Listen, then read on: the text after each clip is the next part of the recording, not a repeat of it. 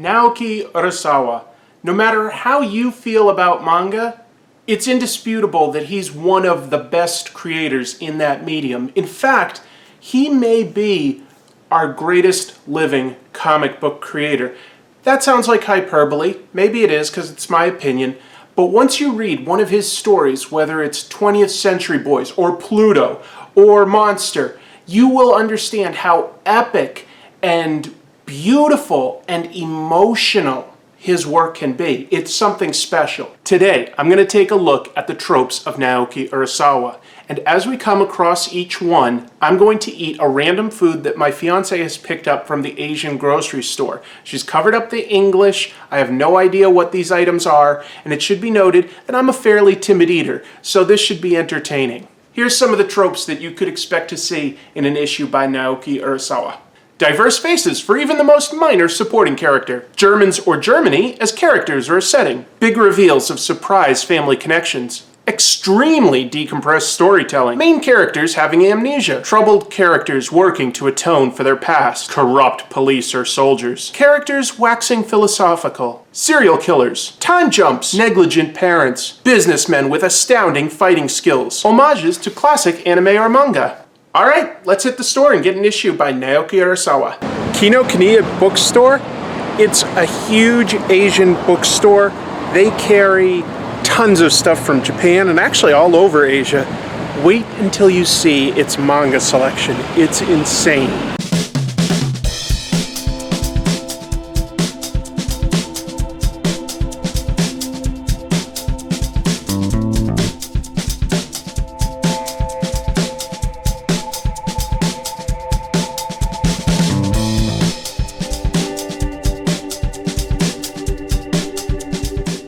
Alright, so I did a small cheat. I ended up buying an issue by Naoki Urasawa. It was the latest issue of Master Keaton.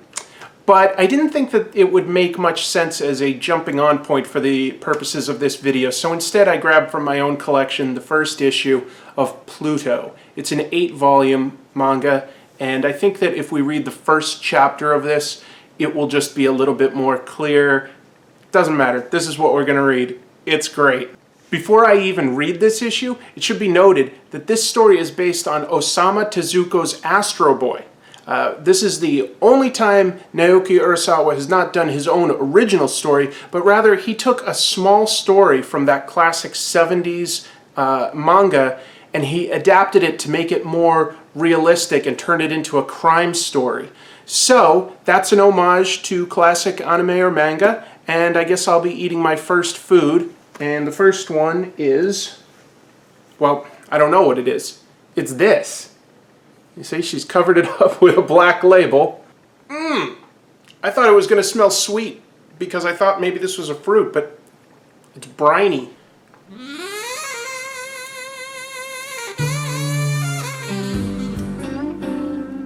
It's really tough.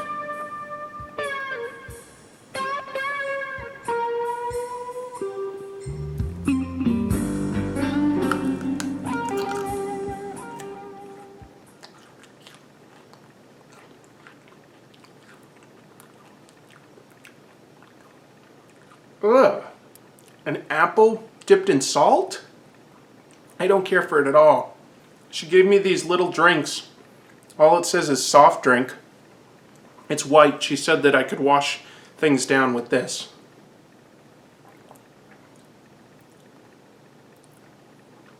It looks like milk, but it tastes like some sort of fruit punch. The issue begins with a terrible forest fire, and as the firefighters work to contain the blaze, an elderly scientist runs up screaming for Mont Blanc. The scene ends with what appears to be some sort of disembodied robot arm on the ground. We cut to a man waking up. He's had a confusing dream of some sort. He and his wife are going through their morning routine, a little unconnected to one another. And the news reveals that Mont Blanc was in fact a giant robot, somebody who worked to protect the forests of Switzerland. And it seems like somebody's killed him. And we learn where he is. It's in Dusseldorf.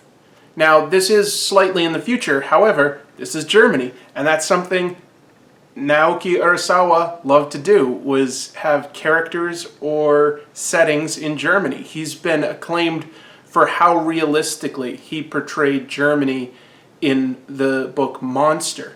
Anyway, that's another trope, so I guess I'm eating another food. Again, not sure what this is, but at least it looks like some sort of candy, maybe? It's very, very light. Okay.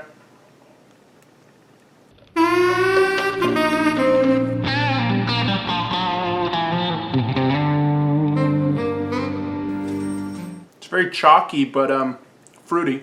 I don't love the chalky texture, but it tastes like a cookie.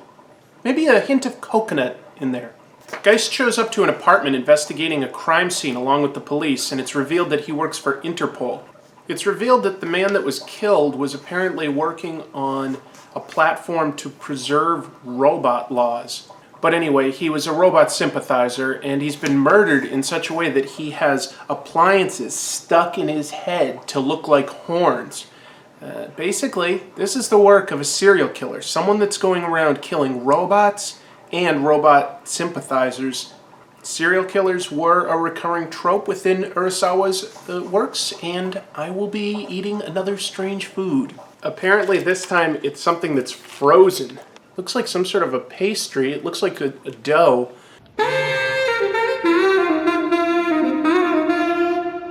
Chewy. I think it's some sort of doughy outer shell with an ice cream of some sort inside. It's very sweet. It's good. I can't identify it. I think it's worth noting that the other policemen on the scene never really come back into the story, and yet they all have tremendously unique designs. It's very obvious which character is which. They look radically different, and that's something Naoki Urasawa always took the time to do, was create unique character designs for everybody in his story. And their looks, while a bit cartoony, help influence what you know about that character. It tells you something about their characterization, whether they're stern, elderly, pudgy. There's always a reason for them to be that way. So this is an example of his trope of, very diverse faces, no matter how minor the character is. Beats me what this is. It looks like, I don't know, maybe some sort of chickpeas, if I had to guess. So there it is, some sort of weird pea or bean.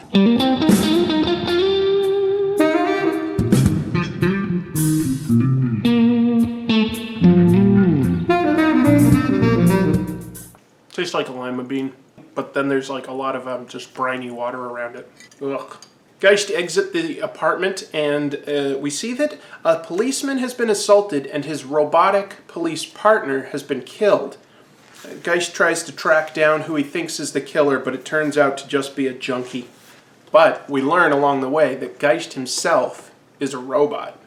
I don't know that that's quite a trope, learning that he's a robot within the first several pages. At the same time, it's not what we necessarily expected. It's close. She got a bunch of food for me, so I'm going to eat one more crazy thing. This time it'll be whatever these are.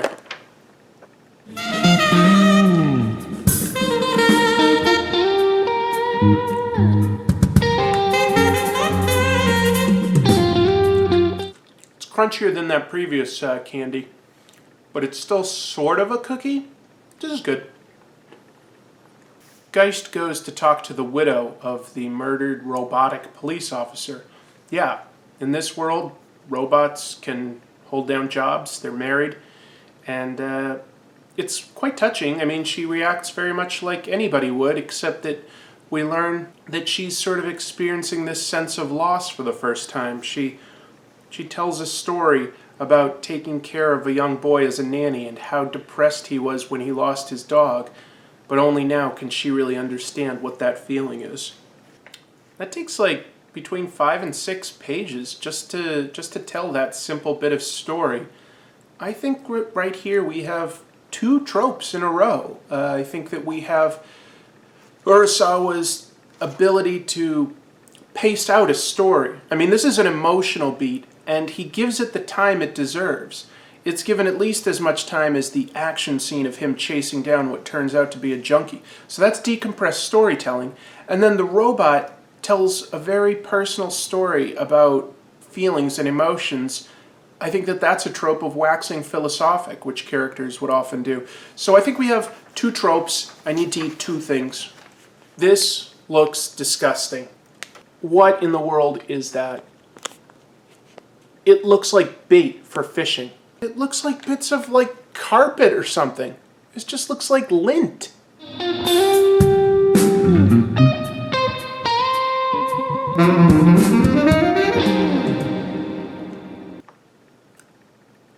It's tough and chewy. It's like some sort of jerky covered in just something fluffy. I have no idea. I don't think it's beef jerky. This looks gross to me. I think this is meat. I really don't want to do this.